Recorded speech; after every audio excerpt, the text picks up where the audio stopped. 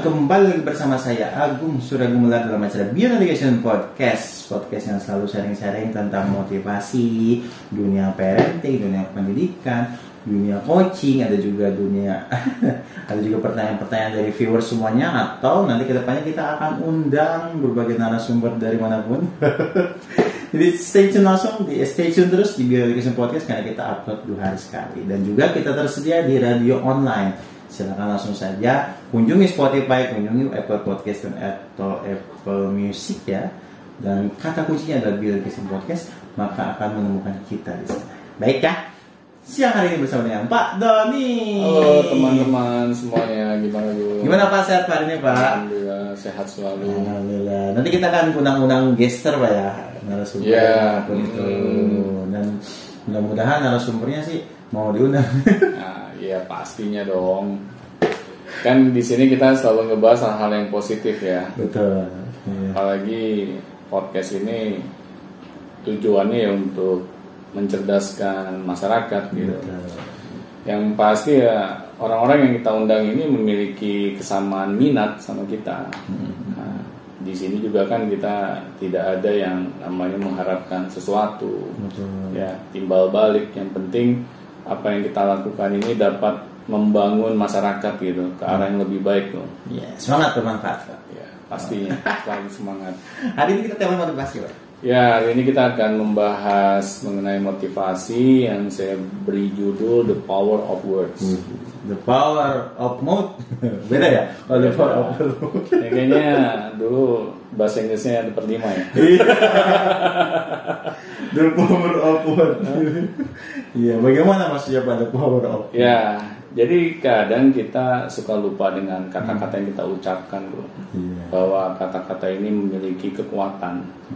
Kekuatan di sini bukan hal yang main-main ya, tetapi kadang kita kalau tidak mengetahui hal ini, kita menganggap ucapan kita yang keluar dari mulut itu tidak akan berdampak apa-apa. Iya, karena kan ucapan itu enteng dikeluarkan. Nah itu ya, kayak nggak ada beban lah gitu. benar, apalagi kalau kata-kata yang kita ucapkan ini adalah kata-kata yang negatif. Betul.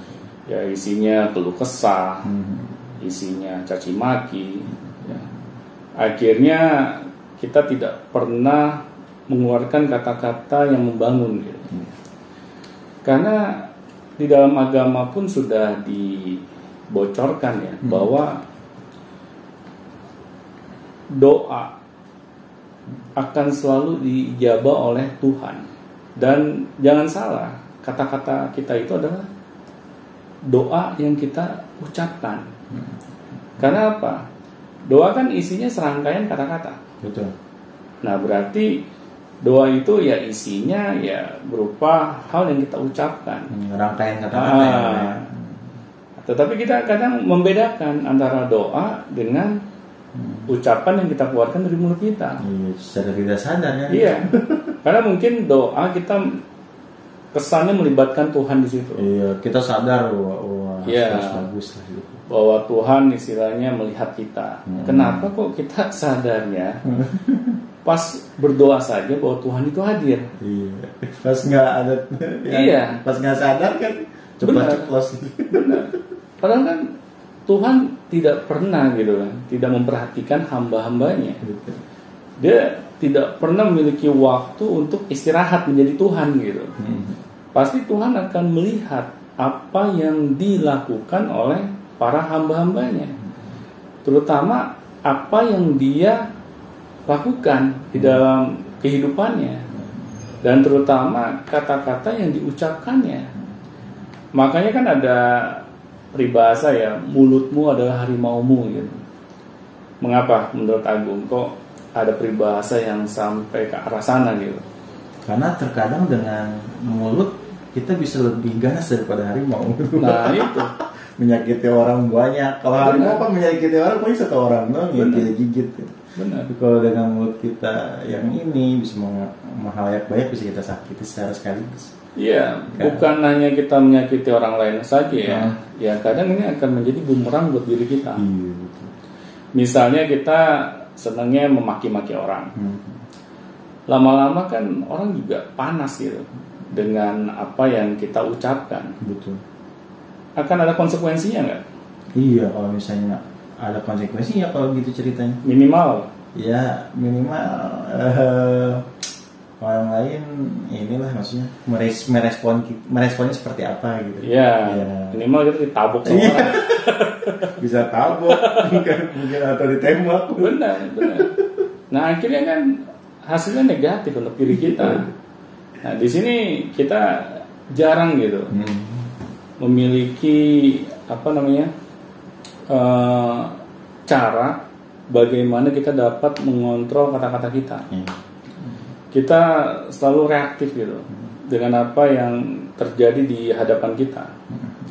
Nah di sini akhirnya ucapan yang keluar dari mulut kita itu hanya kata-kata yang buruk, yang kita tidak filter terlebih dahulu. Nah, di sini kalau kita sadar gitu bahwa kata-kata kita ini adalah doa, kata-kata kita ini akan menjadi sesuatu yang berbalik kepada diri kita, apakah itu hal yang negatif maupun positif. Betul. Maka mulai saat ini kita harus sadar gitu dengan kata-kata yang kita ucapkan, dong. Makanya the power of words ini bukan hal yang main-main gitu, yang memang harus kita praktekkan di dalam kehidupan kita, bahwa setiap kata-kata yang kita ucapkan kita selalu pikirkan terlebih dahulu. Betul. Jangan asal ceplos ya, Bang. Jangan asal ceplos, jangan asal kita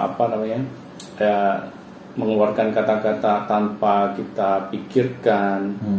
Kita senangnya ngomong, Sumpah serapah. tetapi kita tidak mau banyak mendengar. Iya. Kita hanya inginnya didengar saja. Nah, di sini akhirnya kan kata-kata yang kita ucapkan ini ya tanpa rem gitu. Makanya sungguh sangat dilematis gitu. Kalau kata-kata yang kita ucapkan ini tidak pernah kita pikirkan dampaknya, akhirnya ya hal ini akan berbalik kepada kehidupan kita sendiri.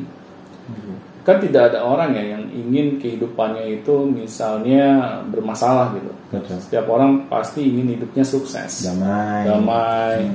Nah, tetapi kalau kita tidak berhati-hati dengan kata-kata yang kita ucapkan, akhirnya sulit kita dapat menjemput kesuksesan itu. Makanya saya selalu